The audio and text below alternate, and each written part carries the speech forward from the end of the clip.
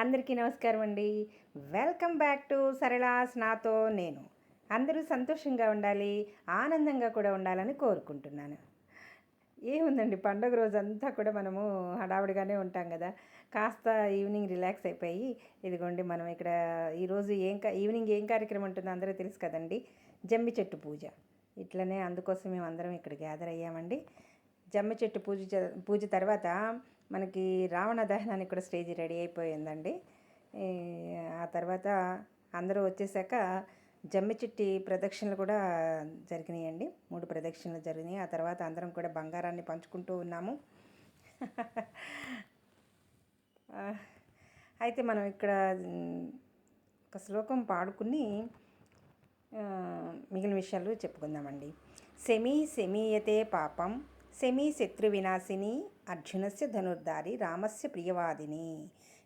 శమయతే పాపం లోహిత కంటకాదారణ్యార్జున బాణానాం రామస్య ప్రియవాదిని కరిష్యమాణయాత్రయాం యథాకాలం సుఖమయా తత్ర నిర్విఘ్న కర్తృత్వం భవ శ్రీరామ పూజతే అని మనము చదువుకుంటూ ప్రదక్షిణలు చేస్తూ ఉంటామండి. అయితే ఈయన మళ్ళీ అంతా అయిపోయిన తర్వాత మనము ఏదైనా ఒక కోరుకుని పేపర్ మీద రాసుకుని అది జమ్మి చెట్టుకి గుచ్చితే కోరికలు తీరుతాయి అనేది ఒక సాంప్రదాయం అన్నమాట. ఎన్నో సంవత్సరాల నుంచి వస్తూ ఉన్నది కదండి. అయితే దీనికి మన జమ్మి చెట్టుకు ఒక కథ ఉంది కదండి. ఒక్కసారి మనం విందాము. దసరా రోజున జమ్మి చెట్టును పూజించి జమ్మి ఆకులను పెద్దలకు పంచి ఆశీర్వాదం తీసుకోవడం సంప్రదాయంగా కొనసాగుతుంది.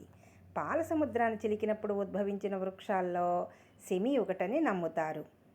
శమి పూజ చేసి లంకపై రాముడు దండెత్తాడని ఓ గాథ చెప్తోంది.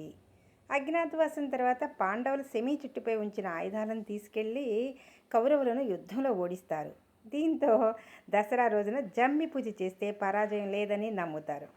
ఇదంతా కూడా మన కొన్ని సంవత్సరాల నుంచి జరుగుతున్న విషయం అండి.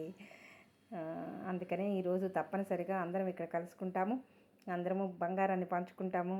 జమ్మి చెట్టు పూజ బాగా జరిగిందండి. అందరం కూడా మళ్ళీ రావణ దహనాన్ని చూస్తున్నాము. అదిగోండి ఇలా జరిగిందండి కార్యక్రమం. ఇదేనండి ఈరోజు వీడియో. Thank you.